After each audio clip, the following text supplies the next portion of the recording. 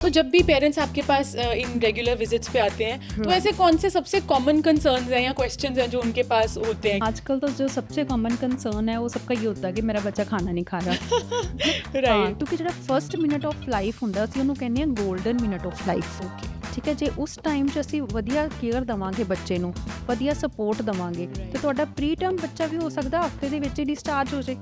जैसे कि हमें पता है कि जब डिलीवरी हो रही होती है तो ओटी में ही आप जाके बेबी को रिसीव करके हमारी सारी टीम ओटी में ही होती है on the other hand. Right. तो एक गल दसो डॉक्टर साहब, ये जो कैंगरू मदर केयर है ये मदर के साथ ही की जाती है क्या फादर के साथ भी स्किन टू स्किन? भी कर सकते हैं। इसका name is kangaroo mother care. Okay.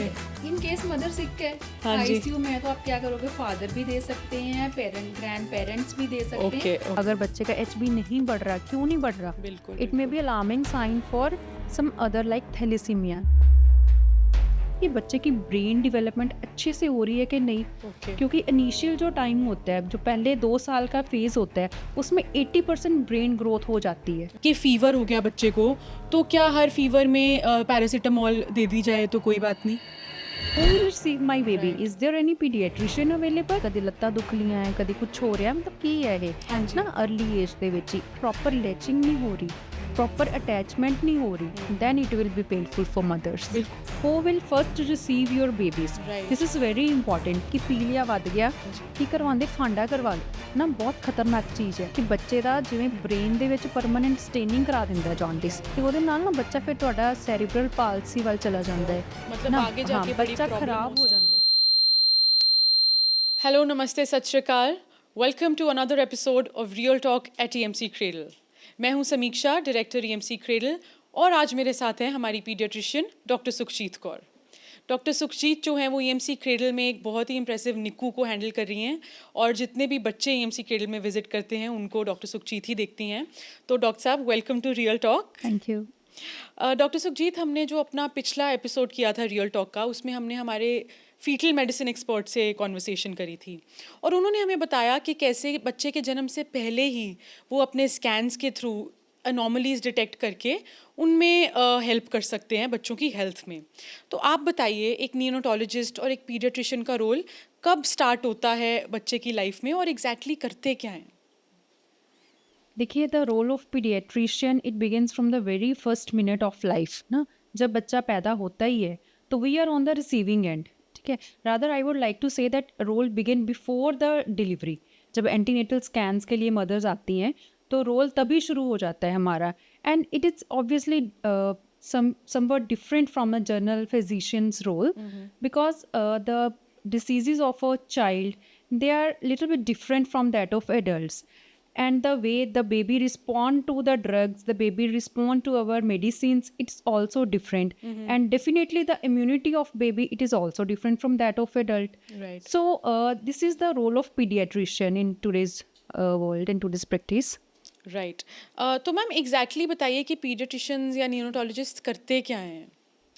हाँ, जैसे मदर्स आती हैं, हमारे पास गायनी फैसिलिटीज़ हैं, we are having gynae and paediatrics both at here at EMC cradle. तो जैसे मदर्स आ रही हैं for the visits, so I would like to convey कि जब आप आ रहे हो अपना चेकअप करवाने के लिए, तो you should know who is on the other hand ना, other side of the who will handle the deliveries, who will first receive your babies. Right. This is very important कि गायनी फैसिलिटीज़ तो हम बहुत जगह provide कर रहे हैं, but the combined concept that we are having here at EMC cradle, both gynae and paediatrics under same roof ना, ये हमारा कंसर्न है कि मदर्स को भी चाहिए कि जब आप आ रहे हो अपने एंटीनेटल स्कैन्स के लिए, एंटीनेटल चेकअप्स के लिए, तो you must have a paediatrician visit. आपको पता हो कि हमारा डिलीवरी जो रिसीव करनी है कौन पीडियाट्रिशियन है, और जिस भी हॉस्पिटल में आप जा रहे हो आप प्लीज़ ये कंसर्न रेज करें कि who will receive my baby, is there any paediatrician available, yes और नो। राइट। जैसे कि हमें पता है कि जब डिलीवरी हो रही होती है तो ओटी में ही आप जाके बेबी को रिसीव करके, हमारी सारी टीम ओटी में ही होती है on the other hand. Right.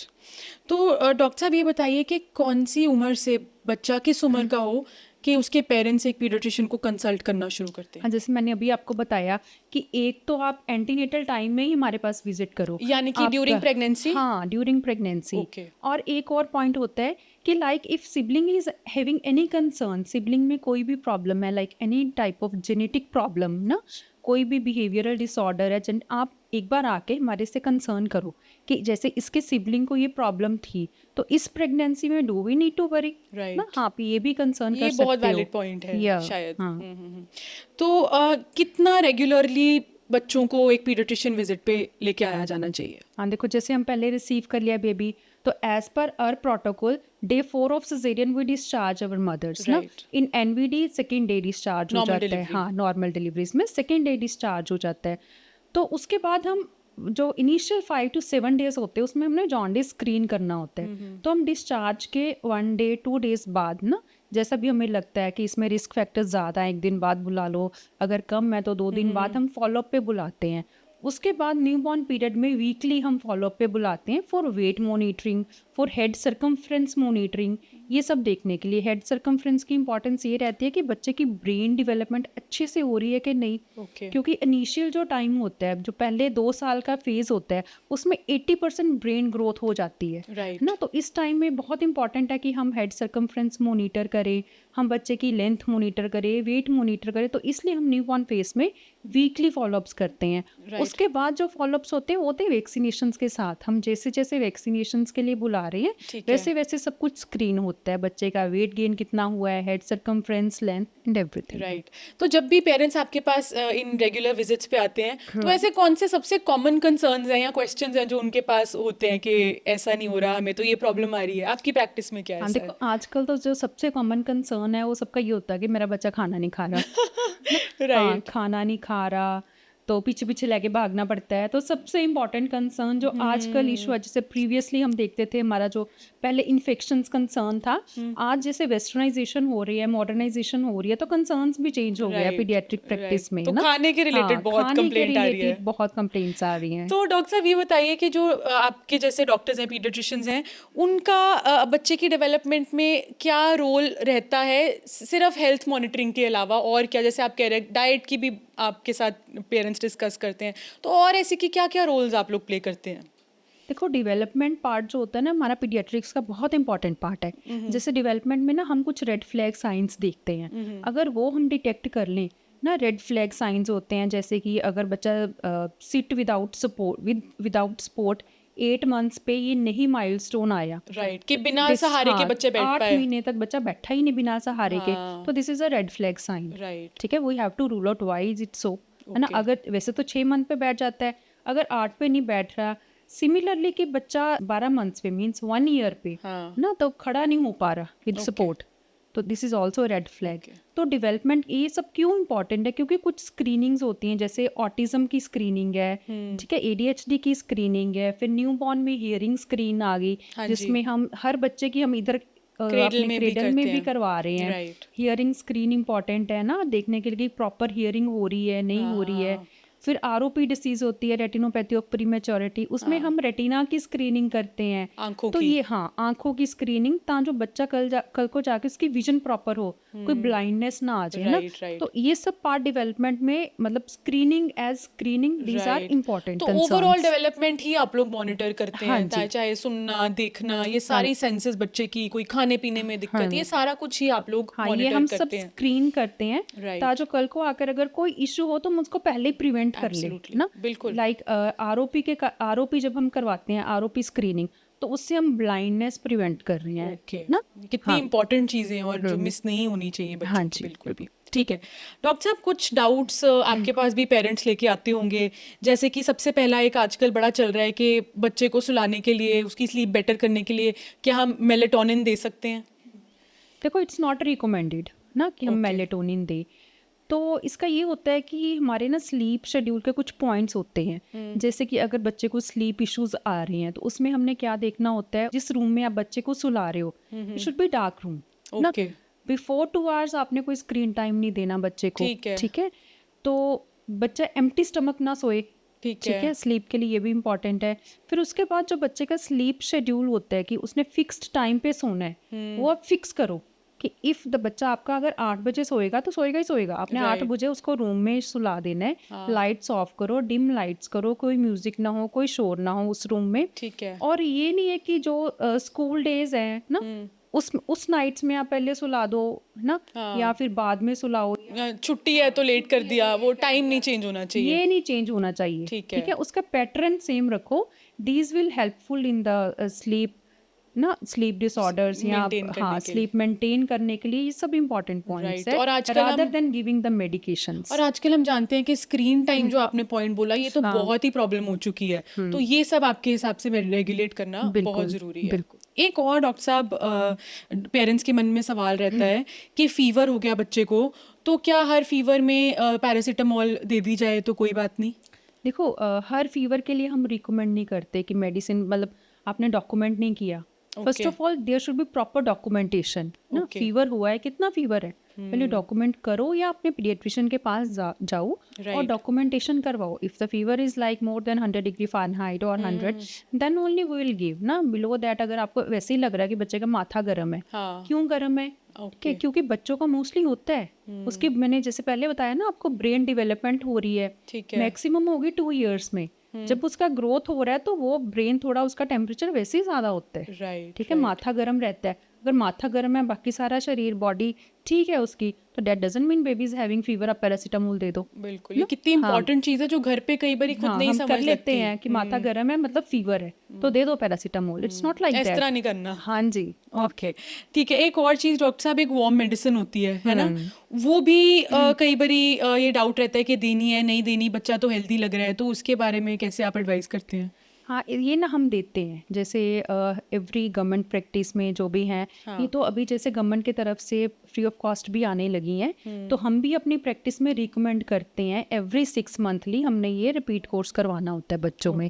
Anti helminth medicine होती हैं, ठीक है, तो हमने उनका रिपीट कोर्स करवाना होता है 6 मंथ्स के बाद। ठीक है। एक डॉक्टर साहब, आजकल मिल्क बेस्ड सप्लीमेंट पाउडर्स जो हैं, उसका बहुत ट्रेंड हो गया है, और ऐसा माना जा रहा है कि ये ग्रोथ में या वेट गेन में बहुत हेल्प कर सकते हैं बच्चों को। देखो ऐसा कोई नहीं है, जैसे हम पहले ज़माने में जिसमें पहले थे, जिसमें हम बड़े हुए हैं, तब तो ऐसे मिल्क बेस्ड पाउडर्स इतने आ भी नहीं रहे थे, तब भी हमारी डेवलपमेंट हुई है, ग्रोथ हुई है। तो I would like to recommend कि अगर बच्चा घर का बना हुआ खाना अच्छे से खा रहे, फ्रूट्स ले रहे, वेजिटेबल्स ले रहे हैं, जो दाल फुल्का आप घर पे बना रहे हो, अगर उसका वही प्रॉपर इनटेक है, तो why should add other things? बिल्कुल ना। तो जो मिल्क बेस्ड सप्लीमेंट्स, हम पाउडर्स जिनका बहुत ट्रेंड चल रहा है आजकल, तो उनमें शुगर कंटेंट ज़्यादा होते हैं। ठीक है, उससे बच्चा मोटू मोटू तो हो जाएगा, बट इम्यूनिटी जो डेवलप होगी वो किससे होगी? वो फ्रूट से होगी, वेजिटेबल्स से होगी, जो पल्सेस आप घर पे खा रहे हो, वेजिटेबल्स है ना, ड्राई फ्रूट्स हो गए, ये सब ऐड करो बच्चे के खाने में, रादर देन मार्केट से लेकर पाउडर्स ऐड करने के लिए सप्लीमेंट्स। हाँ जी। और एक डॉक्टर साहब, आजकल जो काउज मिल्क है, उसके बारे भी बड़ा मार्केट में ऐसा है कि बच्चे के लिए अच्छा है नहीं है, आपका इस पे क्या कहना है? देखो, जो इनिशियली 6 मंथ्स होते हैं ना, हम रिकमेंड करते हैं कि मदर्स फीड ना, mother milk is best for baby. माँ का दूध माँ के बच्चे के लिए, ठीक है। तो जो गाँ का दूध होता है वो गाँ के बच्चे के लिए होता है, ठीक है।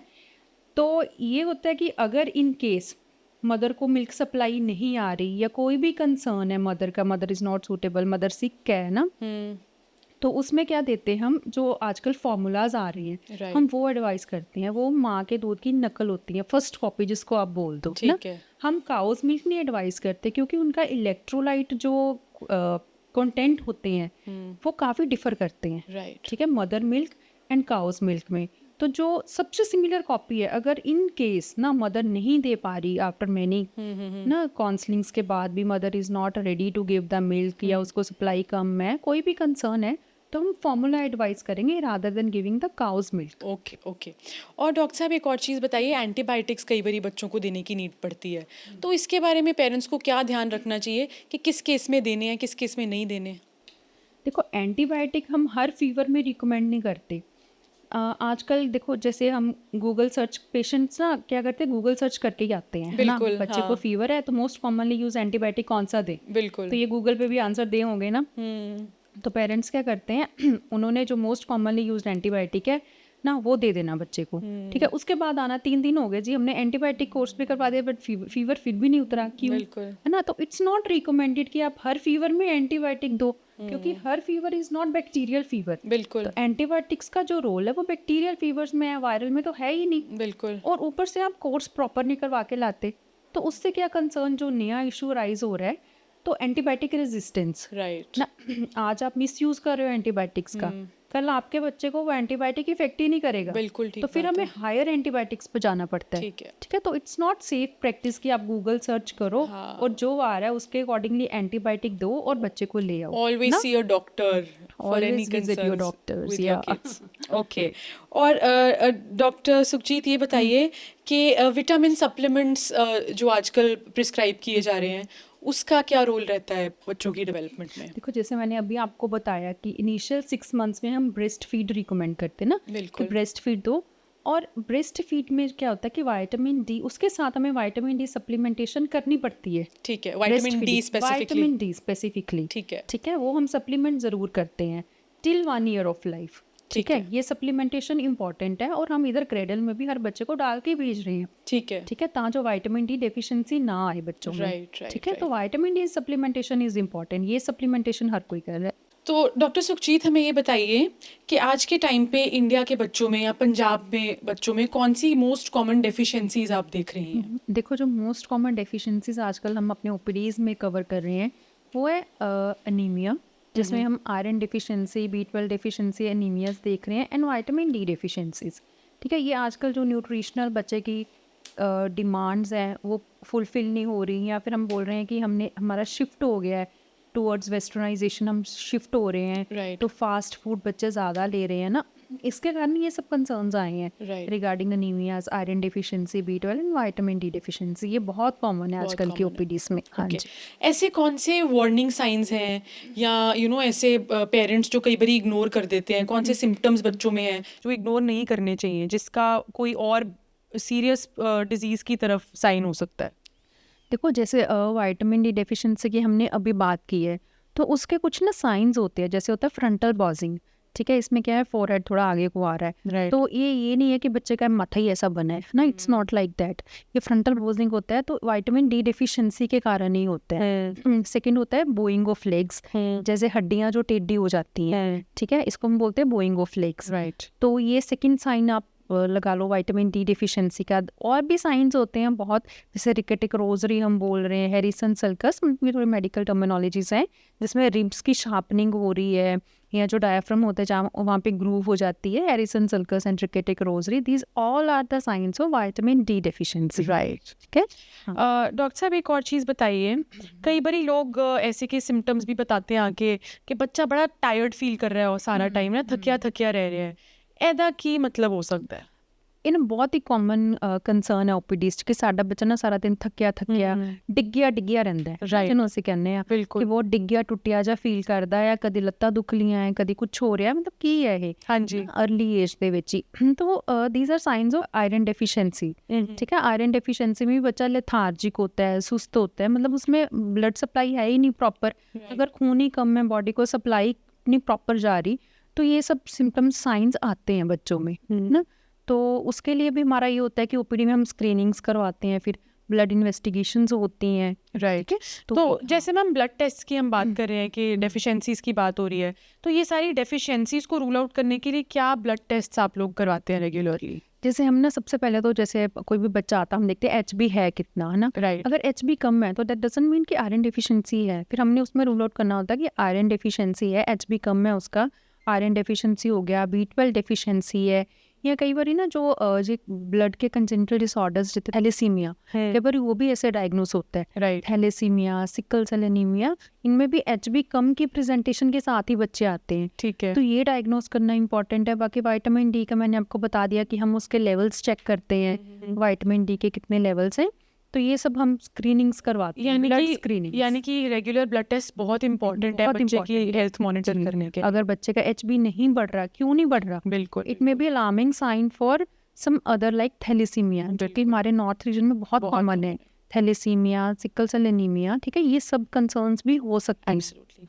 डॉक्टर सुखजीत, हम सब जानते हैं कि EMC क्रेडल में हम बहुत नवजात बच्चों के साथ भी डील करते हैं। हमारे पास एक बड़ा वेल इक्विप्ड निक्कू है जहाँ पे कुछ ही दिनों के बिल्कुल न्यूबॉर्न बच्चे रहते हैं, और जो ये न्यूबॉर्न बच्चे होते हैं इनकी बिल्कुल अलग ही टाइप की केयर इनको देनी पड़ती है।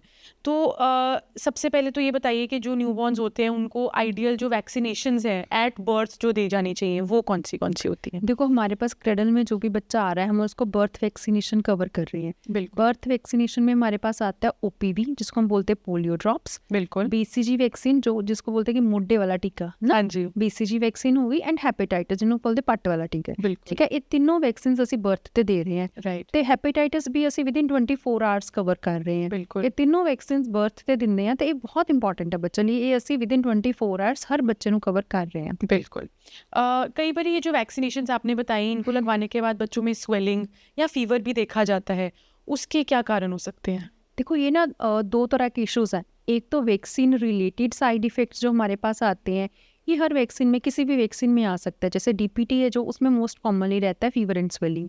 ठीक है, ये मोस्ट कॉमन साइड इफेक्ट है डीपीटी वैक्सीन का। ठीक है ठीक है, इसमें तो बट बाकी वैक्सीनेशंस के कारण भी जैसे हमने इंजेक्शन साइट पेन होगी, स्वेलिंग हो रही है, इन्फ्लेमेशन हो रही है बॉडी में, तो उसके कारण भी फीवर रह सकता है।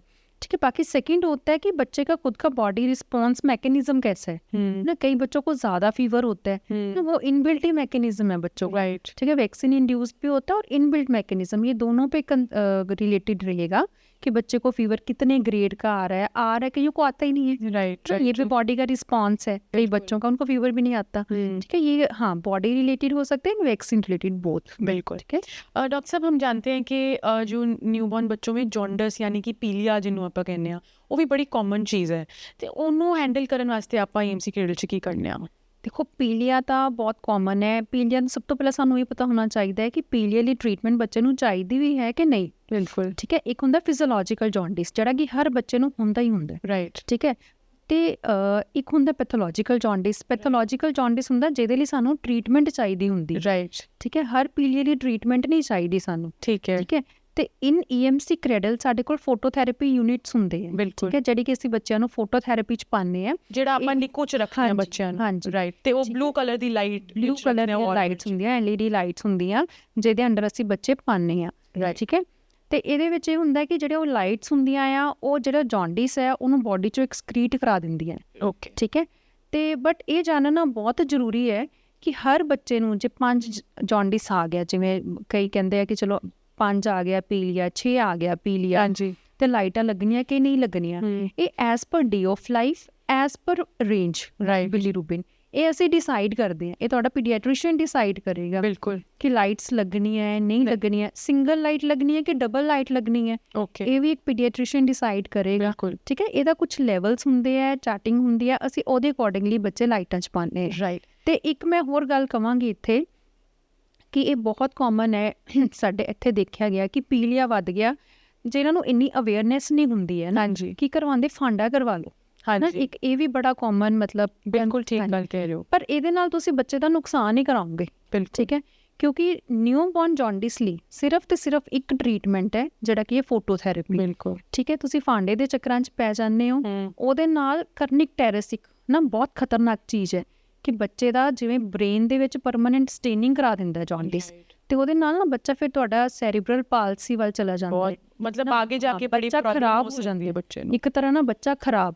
ਰਾਈਟ ਠੀਕ ਹੈ, ਤੇ ਬੈਟਰ ਹੈ ਕਿ ਤੁਸੀਂ ਟਾਈਮ ਤੇ ਜੋ ਤੁਹਾਨੂੰ ਲੱਗ ਰਿਹਾ ਕਿ ਬੱਚਾ ਪੀਲੀਆ ਹੋ ਰਿਹਾ, ਤੁਸੀਂ ਕੰਸਲਟ ਕਰੋ, ਡਾਕਟਰ ਨੂੰ ਕੰਸਲਟ ਕਰੋ ਨਾ, ਅਸੀਂ ਚੈੱਕ ਕਰਾਂਗੇ बिल्कुल कि लाइट्स लगनी है या कुछ करना है या नहीं करना है। बिल्कुल हाँ, डॉक्टर साहब एक ये भी माना जाता है कि अगर जॉन्डिस है तो बच्चे को धूप सेका दो, सनलाइट में रख रहे हैं ਅਸੀਂ ਤੇ ਬਹੁਤ ਧੂਪ सेक रहे हैं, ਤੇ ਉਸका क्या इफेक्ट है, क्या उसके फायदा है? ਪਹਿਲਾਂ ਹੀ ਦੱਸਿਆ ਕਿ ਇੱਕ ਪੈਥੋਲੋਜੀਕਲ ਜੌਂਡਿਸ ਹੁੰਦਾ, ਇੱਕ ਫਿਜ਼ੀਓਲੋਜੀਕਲ ਜੌਂਡਿਸ। ਬਿਲਕੁਲ। ਠੀਕ ਹੈ, ਹੁਣ ਫਿਜ਼ੀਓਲੋਜੀਕਲ ਜੌਂਡਿਸ ਹੈ ਉਹਨੇ ਤਾਂ ਬੱਚੇ ਨੂੰ ਕੋਈ ਹਾਰਮ ਨਹੀਂ ਕਰਨਾ, ਉਹਦੇ ਲਈ ਤੁਸੀਂ ਧੁੱਪ ਲਗਵਾ ਲਓ।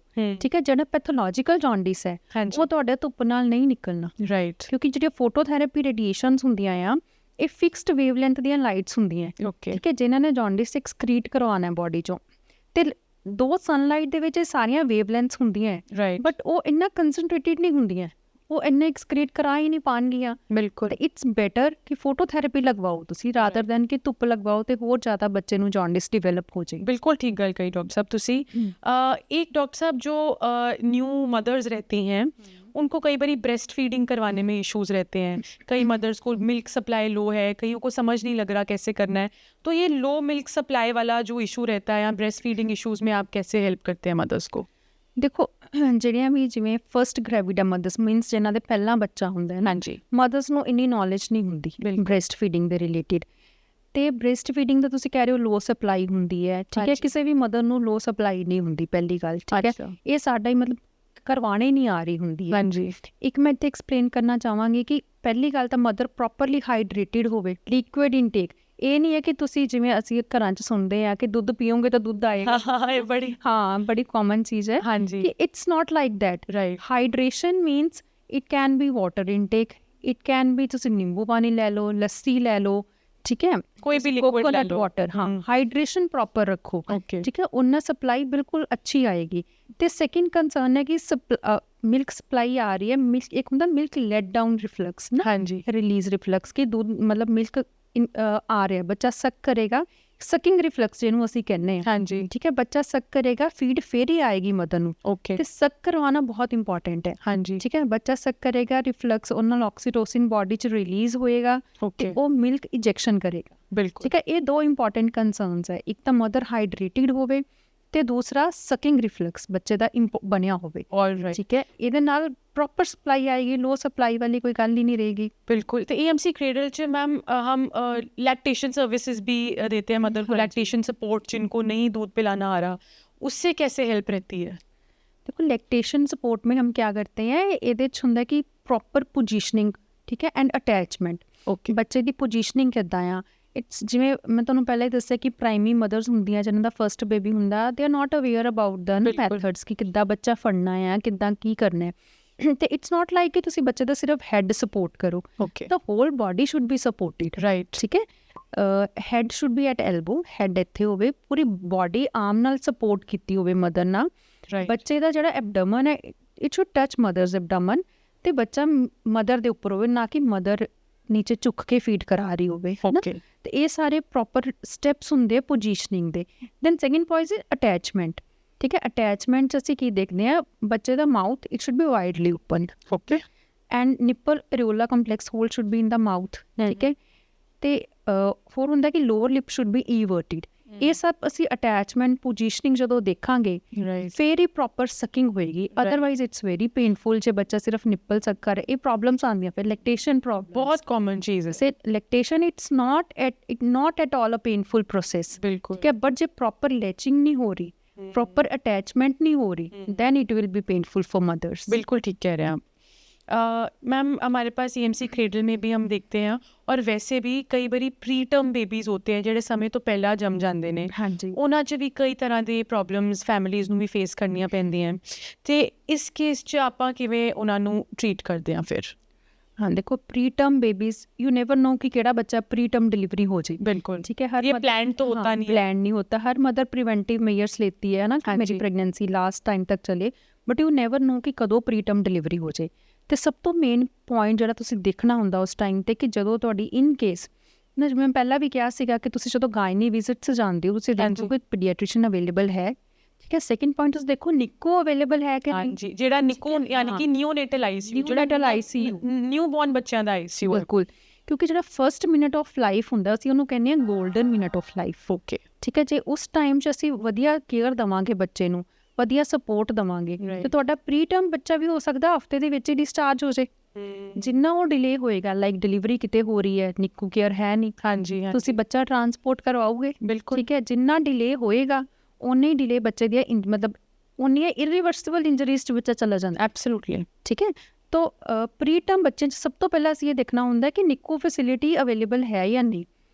ਸੈਕਿੰਡ ਪੁਆਇੰਟ ਹੈ ਫਿਰ ਜੇ ਨਿੱਕੂ ਅਵੇਲੇਬਲ ਹੈ, ਜਿਵੇਂ ਪ੍ਰੀ ਟਰਮ ਡਿਲੀਵਰੀ ਹੋ ਗਈ, ਫਿਰ ਸੈਕਿੰਡ ਕੰਸਰਨ ਹੁੰਦਾ ਸਾਡਾ ਉਹਦਾ ਲੰਗ ਮੈਚੋਰਿਟੀ ਦੇਖਣ ਦੇ ਲਈ ਕਿ ਲੰਗਸ ਪ੍ਰੋਪਰਲੀ ਬਣੇ ਹੈ ਕਿ ਫੇਫੜਿਆਂ ਦੀ ਡਿਵੈਲਪਮੈਂਟ ਹੋਈ ਹੈ ਕਿ ਨਹੀਂ, ਫੇਫੜਿਆਂ ਦੀ ਡਿਵੈਲਪਮੈਂਟ, ਰਾਈਟ। ਫਿਰ ਅਸੀਂ ਇਹ ਦੇਖਦੇ ਹਾਂ ਜੇ ਲੰਗਸ ਇਮੈਚੋਰ ਹੈ ਤੇ ਉਹਦੇ ਲਈ ਸਾਨੂੰ ਵੈਂਟੀਲੇਟਰ ਨੀਡਡ ਹੁੰਦਾ ਹੈ। ਬਿਲਕੁਲ ਨਿੱਕੂ ਵੈਲ ਇਕਵਿਪਡ ਨਿੱਕੂ, ਹਾਂਜੀ ਹਾਂਜੀ, ਠੀਕ ਹੈ। ਇਹ ਪ੍ਰੀ ਟਰਮ ਦੇ ਲਈ ਅਸੀਂ ਇੱਕ ਤਾਂ ਇਹ ਕੇਅਰ ਦੇ ਰਹੇ ਹਾਂ ਕਿ ਵਿਦਿਨ 1 ਆਰ ਸਾਨੂੰ ਹੁੰਦਾ ਕਿ ਜੇ ਲੰਗ ਇਮੈਚੋਰਿਟੀ ਜਾਂ ਸਰਫੈਕਟੈਂਟ ਦੇ ਕੇ early weaning from the ventilator, as soon as possible ਅਸੀਂ ਵੈਂਟੀ ਤੋਂ ਉਤਾਰ ਕੇ CPAP ਤੇ ਸ਼ਿਫਟ ਕਰੀਏ ਤੇ ਬੱਚਾ ਜਿੰਨੀ ਛੇਤੀ ਨਾਰਮਲ ਹੋ ਸਕੇ ਅਸੀਂ ਭੇਜੀਏ। ਸੈਕਿੰਡ ਜਿਹੜਾ ਅਸੀਂ ਨਿਊਬੋਰਨ प्री टर्म बेबीज ਨੂੰ ਦੇ ਰਹੇ कैंगरू मदर केयर। अच्छा मैं डॉक्टर साहब ये हमने काफ़ी सुना है कि बच्चे को और मदर को एकदम बिल्कुल स्किन टू स्किन कांटेक्ट होना चाहिए, उसी के बारे में आप कह रहे हैं कैंगरू? हाँ जी, ਇਹੀ ਹੁੰਦਾ ਜਦੋਂ ਮਦਰ ਬੱਚੇ ਨੂੰ ਆਪਣੇ ਬਿਲਕੁਲ skin to skin contact provide ਕਰਦੀ ਹੈ। ਇਹਦੇ ਬੈਨੀਫਿਟਸ ਕੀ ਹੈ? ਇੱਕ ਤਾਂ ਇਹਨਾਂ ਦਾ ਇਮੋਸ਼ਨਲ ਬੌਂਡ ਬਣਦਾ ਹੈ ਬੱਚੇ ਦਾ ਤੇ ਮਦਰ ਦਾ। Second, hemodynamical stability. ਜਦੋਂ ਜਿੱਦਾਂ ਅਸੀਂ ਕਹਿੰਦੇ ਹਾਂ ਕਿ ਕਈ ਬੱਚੇ ਜਿਹੜੇ ਪ੍ਰੀਟਰਮ ਹੁੰਦੇ ਨਾ, ਉਹਨਾਂ ਨੂੰ ਸਾਹ ਲੈਣ ਦੀ ਇੰਨੀ ਜਾਂਚ ਨਹੀਂ ਹੁੰਦੀ, ਠੀਕ ਹੈ, ਉਹ ਇਪਨੀਆਸ ਜਿਹਨੂੰ ਅਸੀਂ ਕਹਿੰਦੇ ਹਾਂ ਕਿ ਬੱਚਾ ਬ੍ਰੈਥ ਹੋਲਡ ਕਰ ਲੈਂਦਾ। ਜਦੋਂ ਅਸੀਂ ਬੱਚੇ ਨੂੰ ਸਕਿਨ ਟੂ ਸਕਿਨ ਕੰਟੈਕਟ ਕਰਵਾਉਂਦੇ ਮਦਰ ਨਾਲ, ਉਹਦੀ ਹੀਮੋਡਾਇਨਮਿਕਲ ਸਟੇਬਿਲਿਟੀ ਬਣਦੀ ਹੈ, ਹਾਰਟ ਰੇਟ ਸੈਟਲਡ ਹੁੰਦਾ ਹੈ, ਰੈਸਪੀਰੇਟਰੀ ਰੇਟ ਸੈਟਲ ਹੁੰਦਾ ਹੈ, ਠੀਕ ਹੈ, ਪਲਸਿਸ ਸੈਟਲ ਹੁੰਦੀਆਂ, ਇਹ ਸਭ ਕੁਝ ਸੈਟਲਮੈਂਟ ਹੁੰਦੀ ਹੈ। ਇਹ ਸਭ ਬੈਨੀਫਿਟਸ ਹੈ ਕੈਂਗਰੂ मदर केयर ਦੇ। ओके, तो एक गल दसो डॉक्टर साहब, ये जो कैंगरू मदर केयर है, ये मदर के साथ ही की जाती है क्या फादर के साथ भी? फादर के साथ भी कर सकते हैं। इसका name is kangaroo mother care, but in case mother sick है आईसीयू में, तो आप क्या करोगे? फादर भी दे सकते हैं, पेरेंट ग्रैंड पेरेंट्स भी दे सकते हैं, कोई भी केयर गिवर। राइट, ये हो कि क्लीन सरफेस हो ना, आप बैठ करके आई हो और कोई सेप्सिस ना हो बच्चे को। हाँ, तो कोई भी प्रोवाइड कर सकते। तो फैमिली की जो सपोर्ट है वो बच्चे के शुरू के दिनों में बहुत इम्पोर्टेंट है। हाँ, ऑल राइट।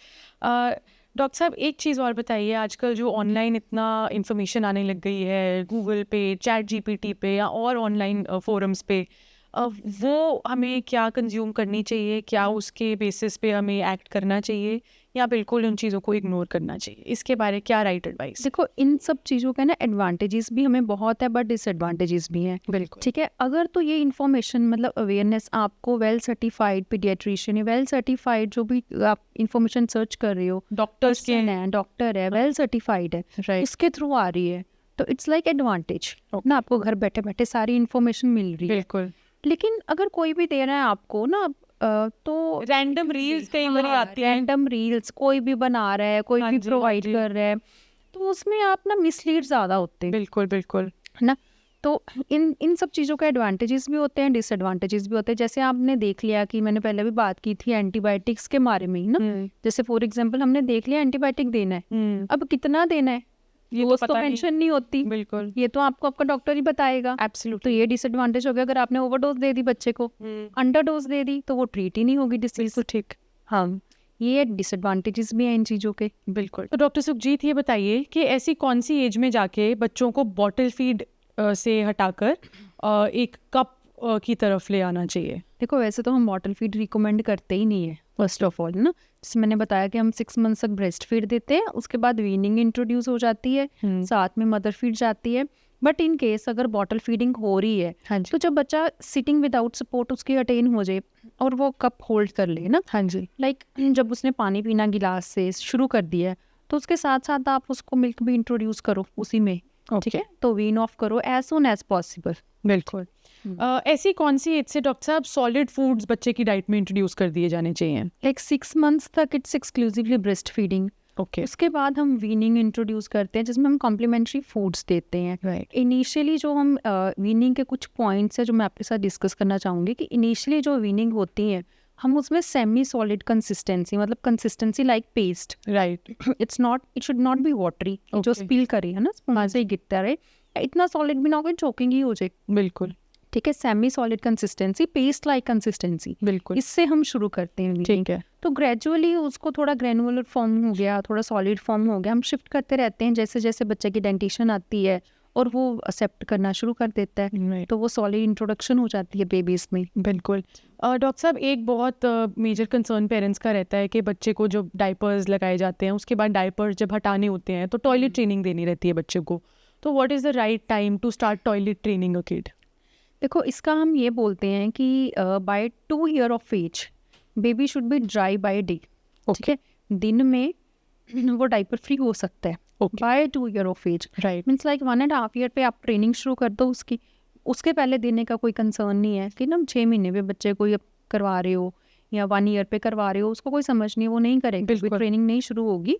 तो by 2 years dry by day, ये होता है। राइट। डॉक्टर साहब, जो ग्रोथ चार्ट परसेंटाइल्स रहते हैं, उनको पेरेंट्स को कितना सीरियसली लेना चाहिए? देखो, वो एक जैसे हमने स्क्रीनिंग के रिगार्डिंग बात की है, हम स्क्रीन करते हैं हर चीज़ की, है ना। हेड सर्कमफ्रेंस मॉनिटर होता है, जो ग्रोथ सेंटाइल्स होते हैं इसमें हम एक तो वेट के सेंटाइल्स देखते हैं, हाइट के सेंटाइल्स देखते हैं और हेड सर्कमफ्रेंस के सेंटाइल्स देखते हैं। इसमें मैं यही बताऊंगी कि अगर लेस देन 3rd सेंटाइल है, राइट, ये नहीं है कि अगर in case like 115 centimetre height चाहिए तो 115 ही होनी चाहिए, ऐसा नहीं होता। अगर इसका हाइट इसकी जैसे 110 है, हम देखेंगे कि ये लेस देन थर्ड सेंटाइल है, ओके ठीक है। अगर लेस देन थर्ड सेंटाइल है तो मतलब there is need to worry. तो ये ग्रोथ चार्ट हमें बताते हैं, राइट ठीक है, कि is it a real concern ना, या हर माँ को अपना बच्चा वीक तो लगता ही है एब्सोल्युटली कि हेल्दी नहीं है, हाँ, कमजोर है, दुबला हाँ, पतला है, हाँ ये तो हर मदर को ही लगता है। बिल्कुल तो वो हमारे ग्रोथ चार्ट्स हेल्प करते हैं इसमें। बिल्कुल। Dr. Sukhjeet, please tell me, what should parents do if their child isn't interacting socially or speaking properly when they are in a social gathering? इसमें first of all I would like to say कि meet your paediatrician, Absolutely. That is always very, very important. ऐसा कोई concern है but चलो फिर भी अगर हम ऐसा कोई कंसर्न आ रहा है तो हम जो चीज़ें नोटिस करते हैं कि is it only language milestone that is Okay. Delayed ना। कई बच्चे लेट टॉकर्स होते हैं, Absolutely. Late हाँ. बोलते हैं। बोलना शुरू ही लेट हाँ, करते हैं. बोलता शुरू ही लेट करते हैं, बट बाकी भी हमने माइलस्टोन्स देखने होते हैं, लाइक ग्रोस माइलस्टोन्स कैसे हैं, Okay. फाइन माइलस्टोन्स होते हैं, फाइन मोटर होते हैं, ग्रॉस मोटर होते हैं, Right. ठीक है, सोशल होता है। तो ये सब हम चेक करते हैं कि वो ग्लोबल डेवलपमेंटल डिले है का it's just like language delay only. Okay कि सिर्फ मतलब बातचीत करने में ही कि उसके अलावा कोई और भी बाकी भी इश्यूज हो सकते हैं तो milestones वो उसके आप लोग delay चेक हैं, करेंगे. फिर हम उसके देखेंगे सारा। एब्सोल्युटली ठीक है. डॉक्टर साहब एक और बात बताइए, कई बार बच्चों में देखा जाता है कि बड़े टेम्पर टैंट्रम्स थ्रो कर रहे हैं, है ना, गुस्से में जवाब देना, या बस छोटे छोटे बच्चों में ये चीज़ रहती है और पेरेंट्स कई बार इस चीज़ से बॉदर हो जाते हैं फैमिलीज़ के, ऐसा क्यों बच्चा इससे रिस्पॉन्स कर रहा है. तो उस केस में फिर आप क्या एडवाइस करते हैं? कुछ टेंट्रम्स है ना, लाइक टेम्पर टेंट्रम्स, तो ये स्पेसिफिक एज के लिए होते हैं, ठीक है. Early age like 1 to 2 years वाले बच्चे, हाँ जी इनमें बिल्कुल. ज़्यादा टेंट्रम्स होते हैं। तो इनके साथ एसोसिएटेड फैक्टर्स होते हैं। If the baby is like sleep deprived, उसमें Okay. मैक्सिमम टेंट्रम्स आएंगे। अच्छा. हंगर है, भूख लगी है, सोया नहीं है बच्चा, या कोई सिकनेस है ना, इनमें ज़्यादा टेंट्रम्स। बच्चे कई बार ठीक से बता ही नहीं पाते ना, छोटे तो ये बच्चे. उनकी मतलब इमोशनल आउटबर्स्ट होते हैं ये, ओके. ठीक है, कि वो अपनी फ्रस्ट्रेशन जो बोल के नहीं बता पाते, वो टेंट्रम्स में हमें बताते हैं, ठीक है। तो ये अर्ली ऑनसेट, अर्ली एज में ही होते हैं। अगर उसके बाद भी ऐसा कर रहा है, कुछ सर्टन हाँ एज के जी. बाद भी बच्चा कर रहा है, तो फिर उसके लिए आपको देखना पड़ेगा राइट. विजिट। तो जब बच्चे स्कूल जाने लग जाते हैं, कई बच्चे स्कूल जाके भी हमेशा लोनली फील करते हैं, अलग अलग सा रहना पसंद करते हैं, क्या वो नॉर्मल बिहेवियर है या उसके लिए भी कोई फर्दर स्क्रीनिंग रिक्वायर्ड हो सकती है? के लिए तो फर्स्ट ऑफ ऑल आप देखो कि ऐसा क्यों हो रहा है, what is the underlying cause, okay. है ना, कहीं बुली तो नहीं हो रहा, जैसे आजकल बहुत इंपॉर्टेंट चीज़ है पता लगाना. पीयर बुलिंग, या कोई टीचर हो गया, मतलब या कोई भी वर्कर है स्कूल में ना, हाँ जी. तो ऐसा कोई कंसर्न तो नहीं है। सबसे पहले ये रूल आउट करो। फिर सेकंड आप देखो कि पढ़ाई में बच्चा कैसा है, वो पढ़ाई से तो नहीं भाग रहा ना। हाँ, कई बार सुबह स्कूल जाने टाइम में पेट दर्द हो जाती है. तभी होता है, ये बड़ा कॉमन है कि सुबह जाना है, पेट दर्द हो गया मेरा, है ना, तो पढ़ाई से तो नहीं भाग रहा बच्चा। हाँ. तो इसमें आपने ये देखना होता है कि ये जो लोनली फीलिंग है, ये एक ही एटमोसफेयर, एक ही इन्वायरमेंट में है, स्कूल जाते टाइम में, या घर पे भी बच्चा ऐसा ही फील कर रहा है, ओके. प्लेग्राउंड में भी बच्चा ऐसा ही फील कर रहा है, हाँ जी. है ना। तो ये सारे फैक्टर्स हमने देखने होते हैं। बिल्कुल. डॉक्टर सुखजीत, स्क्रीन टाइम जो है ना, ये बहुत बड़ा चैलेंज बन चुका है आजकल सारे पेरेंट्स के लिए, चाहे कि कोई भी उम्र का बच्चा क्यों ना हो. So what is the right balance when it comes to screen time for kids? देखो, as per American Academy of Pediatrics, ठीक है, तो इसमें होता है कि less than 2 year of age no screen at all. No screen at all, 2 साल से लेस नीचे. देन 2 year, बहुत मुश्किल है ये. हाँ, एज पर अकेडमी, ठीक है। उसके बाद आफ्टर 2 year ऑफ एज हम देते हैं 2 hours per day, okay. 2 hours per day maximum screen time, okay. Whether in the form of phone और टीवी और आईपैड स्क्रीन, कोई भी आपने देनी है, बस बिल्कुल. 2 घंटे, इससे ज़्यादा नहीं, ठीक है।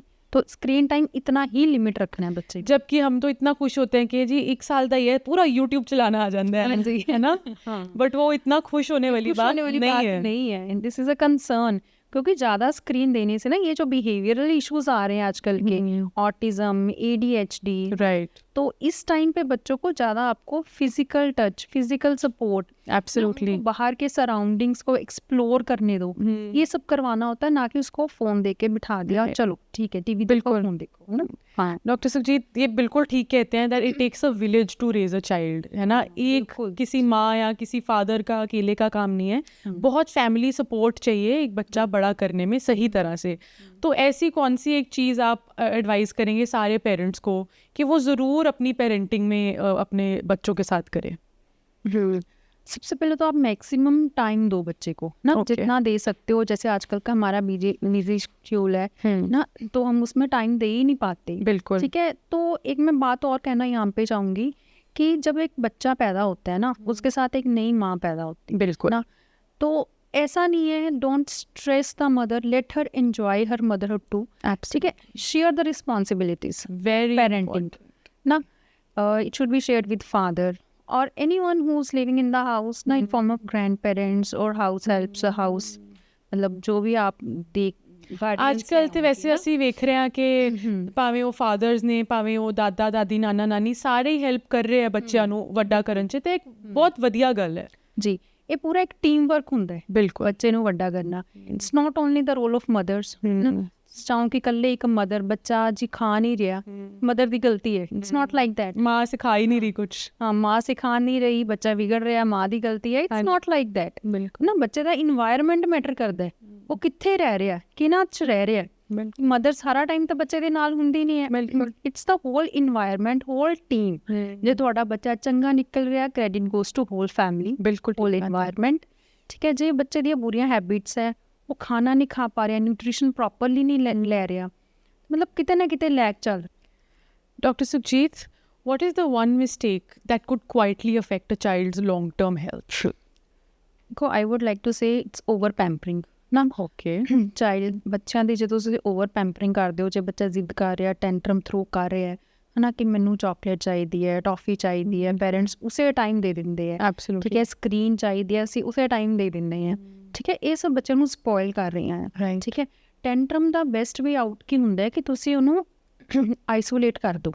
ਓਕੇ। ਠੀਕ ਹੈ, ਤੁਸੀਂ ਉਹਨੂੰ ਇੱਕ ਇਹੋ ਜਿਹੇ ਕਮਰੇ 'ਚ, ਜਿਹਨੂੰ ਅਸੀਂ ਕਹਿੰਦੇ ਹਾਂ ਕਿ ਆਈਸੋਲੇਟ ਕਰ ਦਿੰਦੇ ਹਾਂ, ਤਾਂ ਜੋ ਬੱਚਾ ਉੱਥੇ, ਤੁਸੀਂ ਉਹਨੂੰ ਦੇਖੋ ਨਾ, ਰਾਈਟ, ਜੋ ਟੈਂਟਰਮ ਥਰੂ ਕਰ ਰਿਹਾ। ਹਾਂ, ਜਿੰਨਾ ਤੁਸੀਂ ਓਬਜ਼ਰਵ ਕਰੋਗੇ, ਬੱਚਾ ਜ਼ਿਆਦਾ ਕਰੇਗਾ। ਇਹ ਆਪਾਂ ਕਈ ਵਾਰੀ ਵੇਖਦੇ ਹਾਂ ਕਿ ਪੇਰੈਂਟਸ ਦੇ ਅੱਗੇ ਟੈਂਟਰਮਸ ਹੈ। ਹਾਂਜੀ, ਜਦ ਨਹੀਂ ਵੇਖ ਰਹੇ ਪੇਰੈਂਟਸ ਤੇ ਬੱਚਾ ਨਾਰਮਲ ਹੈ, ਬਿਲਕੁਲ। ਬੱਚਾ ਹਾਂ, ਉਹ ਦਿਖਾਣ ਲਈ ਹੋ ਰਿਹਾ ਹੈ। ਹਾਂਜੀ, ਠੀਕ ਹੈ। ਤੇ ਇਹਦੇ ਵਿੱਚ ਇਹ ਹੁੰਦਾ ਹੈ ਕਿ ਜਦੋਂ ਹੁਣ ਬੱਚੇ ਨੇ ਜ਼ਿੱਦ ਕੀਤੀ, ਇੱਕ ਵਾਰੀ ਤੁਸੀਂ ਉਹਨੂੰ ਟੌਫੀ ਦੇ ਦਿੱਤੀ, ਚਾਕਲੇਟ ਦੇ ਦਿੱਤੀ, ਠੀਕ ਹੈ, ਇਹੋ ਜਿਹੇ ਜਿਹੜੇ ਕੰਟੈਂਟਸ ਹੈ, ਉਹਦੇ ਨਾਲ ਕੀ ਹੁੰਦਾ ਕਿ ਬੱਚੇ ਦੀ ਭੁੱਖ ਤਾਂ ਗਾਇਬ ਹੋ ਗਈ।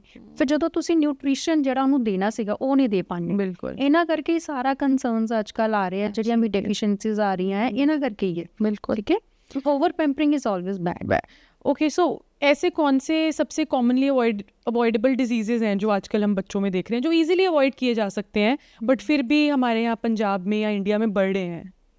ਇੱਕ ਤਾਂ ਨਿਊਟ੍ਰੀਸ਼ਨਲ ਡਿਸੀਜ਼ਸ ਜਿਹੜੀਆਂ ਵੀ ਆ ਰਹੀਆਂ, ਜਿਹੜਾ ਅਸੀਂ ਜ਼ਿਆਦਾ ਵੈਸਟਰਨਾਈਜੇਸ਼ਨ ਵੱਲ ਮੂਵ ਕਰ ਰਹੇ ਹਾਂ, ਬਾਹਰੋਂ ਲੈ ਕੇ ਖਾ ਰਹੇ ਹਾਂ, ਇਹ ਸਭ ਅਵੋਇਡ ਹੋ ਸਕਦਾ ਹੈ। ਸੈਕਿੰਡ, ਜਿਹੜੇ ਬਿਹੇਵੀਅਰਲ ਡਿਸਆਰਡਰਸ ਆ ਰਹੇ ਹੈ, ਠੀਕ ਹੈ, ਸਕਰੀਨ ਟਾਈਮ ਜ਼ਿਆਦਾ ਦੇਣਾ, ਆਊਟਡੋਰ ਐਕਟੀਵਿਟੀਜ਼ ਘੱਟ ਗਈਆਂ, outdoor activities. Obesity rising concern. ਪਹਿਲਾਂ ਸਾਡੇ ਕੋਲ ਮਾਲ ਨਿਊਟ੍ਰੀਸ਼ਨ ਹੁੰਦੀ ਸੀ, ਅੰਡਰ ਨਿਊਟ੍ਰੀਸ਼ਨ ਓਨਲੀ। ਹਾਂਜੀ, ਠੀਕ ਹੈ, ਤੇ ਉਹਦੇ 'ਚ ਇਹ ਹੁੰਦਾ ਸੀਗਾ ਕਿ ਵੇਟ ਘੱਟ ਹੁੰਦਾ ਸੀਗਾ। ਹਾਂਜੀ, ਠੀਕ ਹੈ, malnutrition is not only undernutrition, ਹਾਂਜੀ, overnutrition is also a kind of malnourishment, ਜਿਹੜਾ ਕਿ ਅੱਜ ਕੱਲ੍ਹ ਆ ਰਿਹਾ ਹੈ। ਹਾਂਜੀ, ਬਿਲकुल। ਓਬੀਜ਼ ਬੱਚੇ, ਠੀਕ ਹੈ, ਅਸੀਂ ਕਹਿੰਦੇ ਕਿ ਸਾਡਾ ਬੱਚਾ ਥੋੜਾ ਜਿਹਾ ਹੈਲਦੀ ਹੈ। ਪੰਜਾਬ 'ਚ ਤਾਂ ਆਪਾਂ ਇਹਨੂੰ ਪੋਜ਼ਿਟਿਵ ਲੈ, ਹੈਲਦੀ ਨਹੀਂ ਹੈ, ਉਹ ਅਨਹੈਲਦੀ ਹੈ। ਓਬੀਜ਼ ਇਜ਼ ਨਾਟ ਹੈਲਦੀ। ਉਹ ਬੱਚਾ ਜ਼ਿਆਦਾ ਪ੍ਰੋਨ ਹੈ ਫॉर ਡਾਇਬੀਟੀਜ਼, ਇਨਸੂਲਿਨ ਰੈਜ਼ਿਸਟੈਂਸ ਨਾ, ਉਹ ਥੋੜਾ ਜਿਹਾ ਹੈਲਦੀ ਨਹੀਂ ਹੁੰਦਾ, ਉਹ ਅਨਹੈਲਦੀ ਹੈ। एब्सोल्युटली। डॉक्टर सुखजीत, कई बारी आपकी प्रैक्टिस में आपके पास पेरेंट्स भी आते होंगे जो बहुत इमोशनली ओवरवेल्म्ड फील कर रहे हैं, समझ नहीं लग रहा कि बच्चा को कैसे बड़ा मुश्किल लग रहा है, बच्चे की बात नहीं समझ लग रही है, या फिर पेरेंटिंग में जनरली चैलेंजेस फेस हो रहे हैं, उनको आप क्या एडवाइस करेंगे? ਦੇਖੋ, ਇਹਦੇ ਲਈ ਤਾਂ ਬੈਸਟ ਹੁੰਦਾ ਕਿ ਕਾਉਂਸਲਿੰਗਸ ਕਰਦੇ ਹਾਂ ਅਸੀਂ, ਜਿਹੜਾ ਵੀ ਕੰਸਰਨ ਲੈ ਕੇ ਆਇਆ ਹੈ। ਨਿਊਬੋਰਨ ਪੀਰੀਅਡ 'ਚ ਦੇਖੀਏ ਤਾਂ ਜਿਵੇਂ ਕੋਲਿਕੀ ਪੇਨਸ ਹੁੰਦੀਆਂ, ਹਾਂਜੀ, ਠੀਕ ਹੈ, ਉਹਦੇ 'ਚ ਅਸੀਂ ਪ੍ਰੋਪਰ ਸਮਝਾਉਣਾ ਹੁੰਦਾ ਅਟੈਂਡੈਂਟਸ ਨੂੰ ਕਿ ਇਟਸ ਲਾਈਕ ਏ ਓਵਰ ਦਾ ਮਤਲਬ ਈਵਨਿੰਗ ਟਾਈਮ 'ਚ ਬੱਚਾ ਥੋੜ੍ਹਾ ਕਰੈਂਕੀ ਹੋਣਾ ਸ਼ੁਰੂ ਹੁੰਦਾ ਹੈ, ਬਾਰ-ਬਾਰ ਫੀਡ ਲੈਂਦਾ ਹੈ, ਰੋਂਦਾ ਹੈ। ਜਦੋਂ ਉਹਨਾਂ ਨੂੰ ਇਹ ਕੰਸਰਨਸ ਪਤਾ ਲੱਗ ਜਾਂਦੇ ਹੈ, ਫਿਰ ਉਹਨਾਂ ਨੂੰ ਜਿਹੜਾ ਡਰ ਹੁੰਦਾ ਅੰਦਰੋਂ ਕਿ ਸਾਡੇ ਬੱਚੇ ਨੂੰ ਕੁਛ ਹੋ ਤਾਂ ਨਹੀਂ ਰਿਹਾ, ਕੋਈ ਦਰਦ ਤਾਂ ਨਹੀਂ ਹੋ ਰਹੀ ਨਾ, ਉਹ ਆਪਣੇ ਆਪ ਘੱਟ ਜਾਂਦੇ ਆ। ਇਮੋਸ਼ਨਲੀ ਉਹਨਾਂ ਨੂੰ ਐਂ ਲੱਗਦਾ ਕਿ ਚਲੋ ਹੁਣ ਸਾਨੂੰ ਪਤਾ ਲੱਗ ਗਿਆ ਡਿਸੀਜ਼ ਦਾ।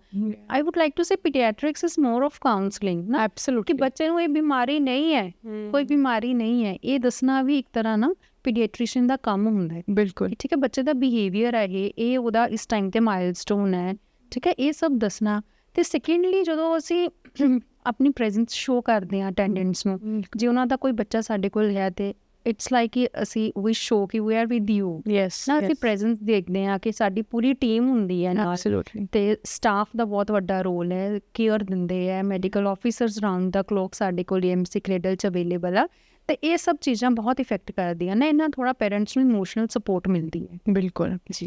डॉक्टर सुखजीत, आपसे बात करके आज मुझे ये समझ लगा है कि जो पीडियाट्रिशियंस हैं वो ना ही सिर्फ बच्चों के डॉक्टर हैं जब उनको बीमारी हो जाए तो उस टाइम दवाई देने के लिए, they play a very important role in the overall development, Development, growth and upbringing of the babies. हाँ जी। And with the right pediatrician support, parents can really be benefited Yeah. in raising their kids in the right manner, in a healthy manner.